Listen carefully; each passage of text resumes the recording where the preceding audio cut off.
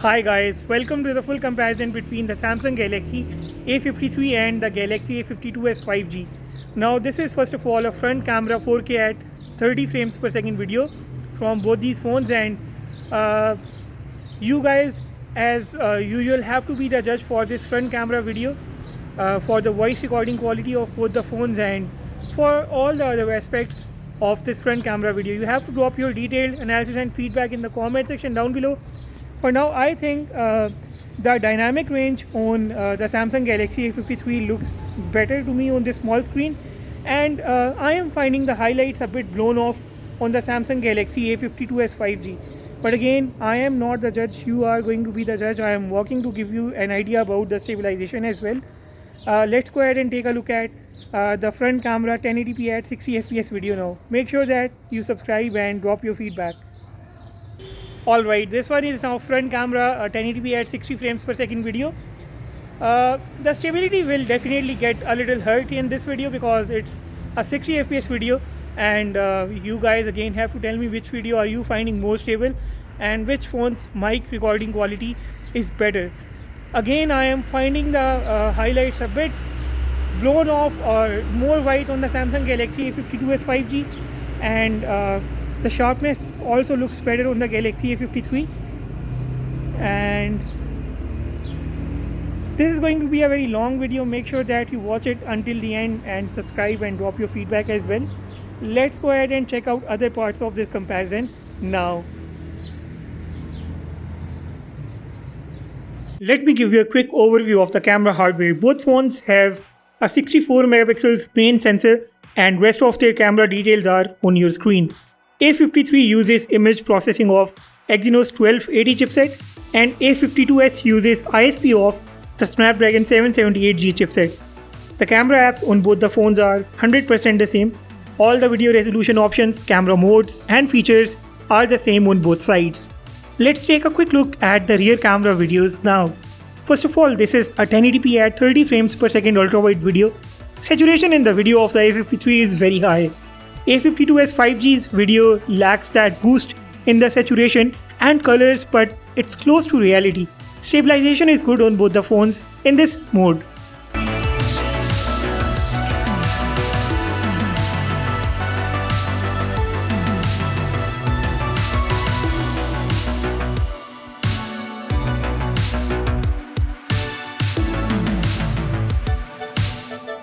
This is a normal 1080p at 30 frames per second video.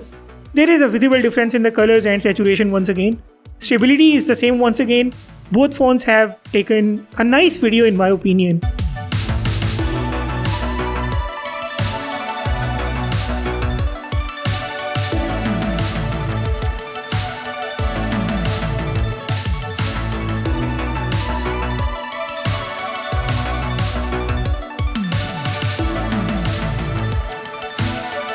Here is a 60 fps video now. Stability on the A53 is horrible and it's still acceptable on the A52s. Saturation on the A53 is high again. You get a realistic color tone on the A52s.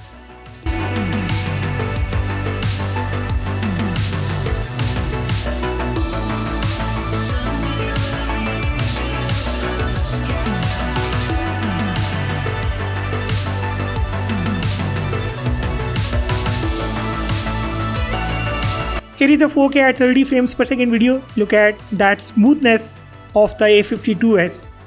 The stabilization of A53 is nothing but a joke. Samsung needs to fix this. The Galaxy A52s 5G heavily outperforms the A53 Air.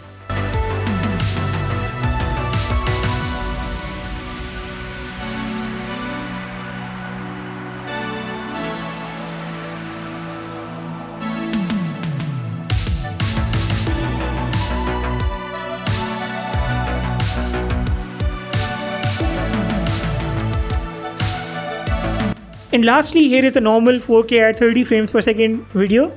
And I must say, the A52s 5G is just miles ahead here. Samsung should roll out a software update and fix the EIS of the Galaxy A53 in the 4K mode as soon as possible. Otherwise, this phone is garbage and it's going to disappoint the users. Colors and contrast of the A53 look good with that additional boost, but because of the horrible stability, I would refrain from picking this one up.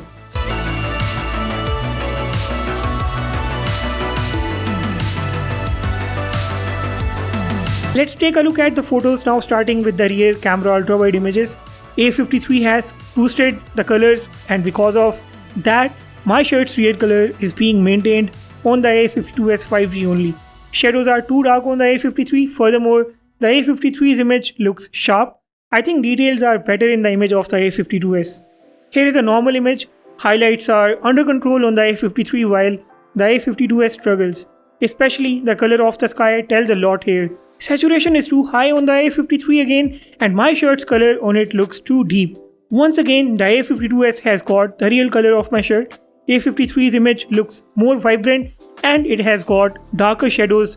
Once again, details are equally good on both the sides. Here is a high-res image. The A53's image looks good again because of that extra vibrance and the good contrast. The A52s struggles a lot with the dynamic range. Details are equally good on both the sides again. Here is a portrait mode image. These are two entirely different images. The A53 wins here. It's got a much better overall look with better color tone, contrast, saturation and vibrance. The dynamic range is super good. Background is not being whitewashed on this one. A52s has got its image slightly overexposed, and look at the background, it's almost blown off. Dynamic range is poor, but it has got the colors close to reality, so let me know, how do you want to see the colors in such images? Do you like them boosted or you want them kind of original? Here is another ultra wide image. This time the A53's image looks warm with that additional yellowish shade. A52s has got better dynamic range and better overall look in this ultra wide image. A normal image now. The saturation on the A53 is high again. Look at the stairs and these spots. A52s has a slightly warm tone in the image this time. This one is a high-res image. In the 64 megapixels mode, both phones bring an equal amount of details into the photos. The color tone difference is there largely due to two reasons. First of all, these phones use entirely different image system processing. Secondly, I think the camera sensors are also different on these phones. I do know about the camera sensor of the Galaxy A52s 5G, which is the Sony IMX6A2, but I have no clue about the camera sensor of the Galaxy A53. Take a look at the grass. You will like it more on the Galaxy A53 because it's producing that immense amount of vibrance, making its image punchy. But believe me, the grass looks more real on the Galaxy A52s 5G. But I think the color tone is going to be a subjective choice, and for that reason some users will go with the image of the Galaxy A53. Another ultra-wide image is on your screen. I like the A52s better in the ultra-wide mode.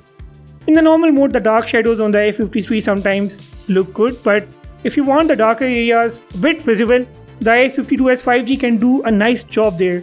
But that blue color of the sky on the A53 keeps impressing me. And here's the high-res mode once again.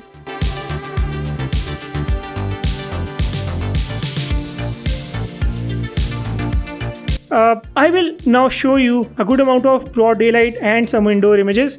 The main difference between these cameras is of the color tone, and I would like to tell you once again that the realistic colors are being produced on the Galaxy A52s 5G, and the A53 continuously tries to flare up the things with its extra color boost. This is the only difference that you need to keep in mind, and you can analyze all these images while asking yourself a question about what kind of colors and what kind of tone do you want in an image. How do you want the images to look? How would you like to be pleased with the camera result of your phone? I'll get back to you guys with the macro camera images in a bit.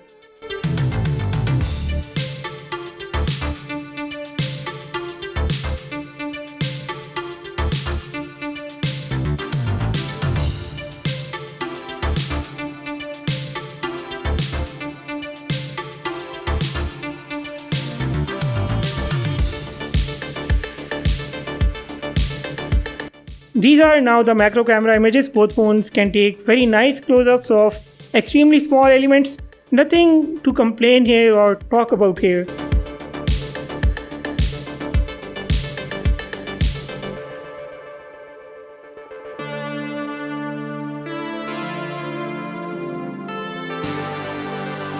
And let me show you some low light and night mode images. Look at the floor in the low light image. It almost looks pink on the A53. This is also because of that additional saturation boost. I think this phone does this in all of its camera modes and in all the lighting conditions. The A52s has an extremely warm image this time. Here is the same night mode image. The color difference remains the same. The images overall look good on both the phones this time.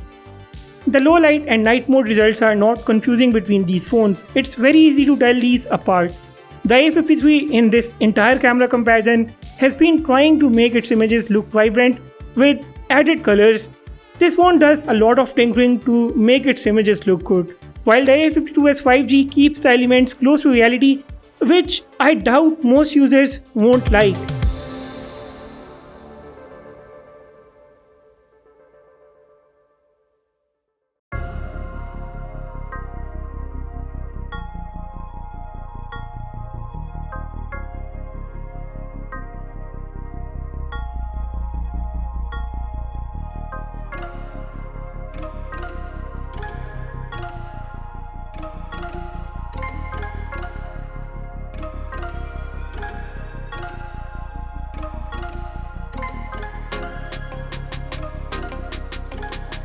Let's take a look at some selfies. In this broad daylight 32 megapixels high-res selfie, the A52s has got its image brightened up and it looks kind of overexposed. The A53 is doing a much better job here by keeping the highlights and shadows under control. Details are good on both the sides, color tone largely varies. Here is a normal white selfie, look at the color of my shirt. A52s makes it look light blue and A53 has added more to the existing blue. A53 has been taking eye-catching images. I am sure you guys will like its images more from the front camera. Here's the selfie in the portrait mode now. For me, the A53 is a clear winner. Skin tone looks much better on the A53. Even the depth effect and the edge direction looks better on the A53. Here is a normal selfie, no change in the color tone, same difference on both the sides. A52s takes rather soft selfies. Details are good on both the sides.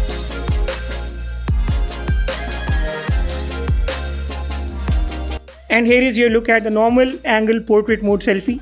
Let me know which phone selfies have impressed you more. I will show you some low light and night mode selfies too. The same color tone and saturation differences can be seen in all of these low light and the night mode selfies too. I would love to hear your thoughts on the selfies of this phone. And the camera comparison ends here. I think to make up for the poor hardware on the Galaxy A53, Samsung has tried to bring out the best possible result from its camera. The A53 definitely takes much better images than the A52s 5G, but it miserably fails in the videos and the A52s 5G sweeps it there. So if you are someone who takes a lot of videos, I think the A52s 5G is going to be your companion. And if you do not take videos at all, you can live with the A53. Let's quickly compare the design and the build of these phones now. Both phones share the same design and the same build. There is a very minute change around the camera module. And yes, the A52s 5G's frame is a bit rounded and the A53's frame is flat. I like the grip of the A53 better. A53 is slightly light in weight. Both phones are completely built out of plastic. The A52s 5G has got a headphone jack, a plus for many. A53 lacks there. Both phones have got dual stereo speakers and a micro SD card slot. Both are protected by IP67 rating. The screen size and the bezel profile on both the phones is also the same. You get a 6.5 inches AMOLED screen with 120Hz of refresh rate and 800 nits of peak brightness on both sides. The A53's display looks brighter at times. While testing videos on these phones, I found that the A53 5G does not support HDR playback. This was quite surprising for me. There is no HDR10 support in the display of the Galaxy A53. Galaxy A52s 5G can flawlessly play the HDR videos, as you can see that here. I have tried playing a same video on both the sides and look at those options on the A52s 5G. And this fact alone can make a huge difference. You will actually like the display performance of the Galaxy A52s 5G more, especially while watching videos. The outdoor performance of these displays is equally good. Underneath the displays you get a fingerprint scanner which again works equally good on both phones. The haptic feedback is equally poor on both sides. I was expecting something better from the Galaxy A53, but it disappointed me. And now I have my hopes high from the upcoming Galaxy A54. The software and UI on both the phones is Android 12 One UI 4.1, which means 99.9% of the features are the same on these phones. The A53 does take a lead when it comes to the photo editor, as it has the latest object eraser feature. Galaxy A52s 5G's hardware is capable of supporting this feature, and Samsung should roll out this feature in a software update, but I guess they won't do that because they want to provide better stuff on newer devices. The A53 also qualifies for Samsung's 4 years of software update lifecycle and 5 years of security updates. A52s 5G will remain limited to 3 software and 4 security updates. Let's talk about the performance, the make it or break it segment. A53 brings Samsung's new Exynos 1280 5nm chipset. The A52s 5G brings Snapdragon 778G 6nm chipset. The GPU details are on your screen, and now the RAM and storage details are also on your screen. Before talking further, I will show you the benchmark scores, starting with the storage benchmark scores. And now the AnTuTu benchmark score is on your screen, and you can see that the Galaxy A52s 5G is just way ahead of the Galaxy A53.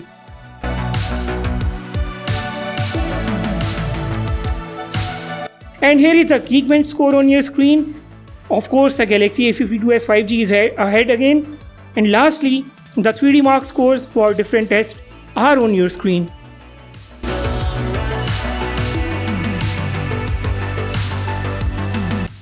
Galaxy A52s 5G is much superior, as this phone will let you game in 60 FPS mode.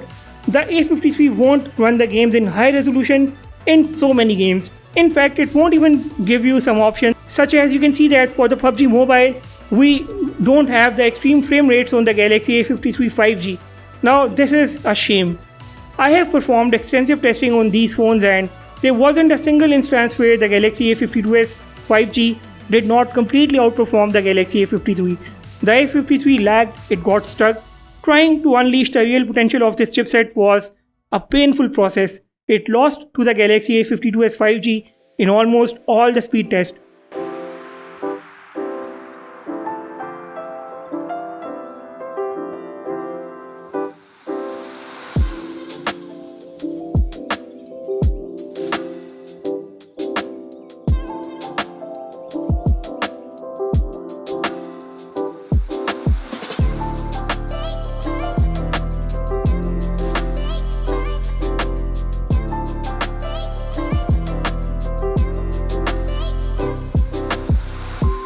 To take things to a next level, I edited a 4K video clip in the Premiere Rush application.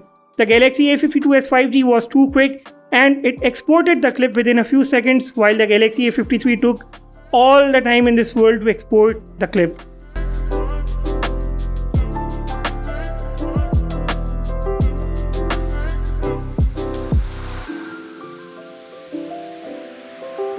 After this, I edited another video clip in the Viva Video application. I applied an effect on the entire clip and exported it into a 720p clip on both sides. The Galaxy A52s 5G was too quick again, and to no surprise, the Galaxy A53 5G got stuck again, and it took I don't know how many minutes to export this clip, and this is when I decided that I won't be recommending this phone unless Samsung fixes all of its issues.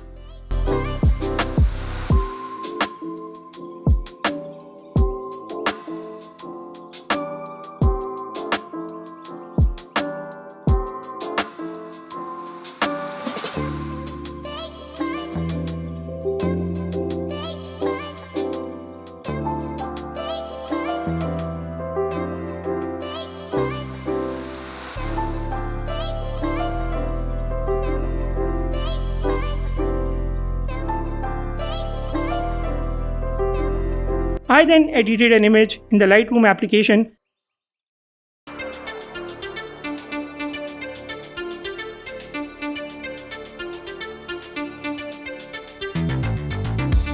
The Galaxy A53 lost it here too. In the end, I edited an image in the Snapseed application, and the Galaxy A53 was a loser once again. In terms of the RAM management, both phones are the same.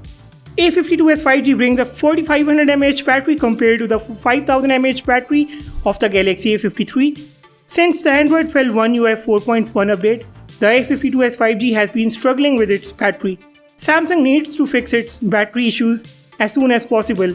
The Galaxy A53 5G's battery performance is very good. It has been doing good in my limited testing, to say the least. I do have a full battery drain test coming out in 3 to 4 days from now, so make sure that you guys stay tuned for that. With the Galaxy A52s 5G, you still get a 15-watt charger out of the box. The A53 does not bring any charger at all. Both phones support 25-watt fast charging. And with this we reach the conclusion. At the moment, the Galaxy A52s 5G in some countries is cheaper than the Galaxy A53, and in some countries both phones cost the same. If you pay less and get the Galaxy A52s 5G, you get a phone with a headphone jack, a much superior display, powerful hardware that will let you run games in 60 FPS and perform your everyday tasks flawlessly. Excellent video recording capabilities.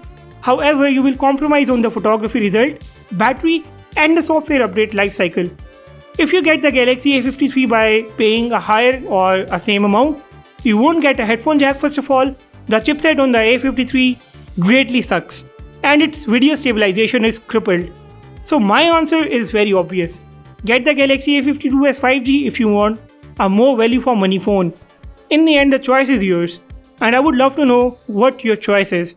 Subscribe and like if you haven't yet. I will sign off and see you all in the next one.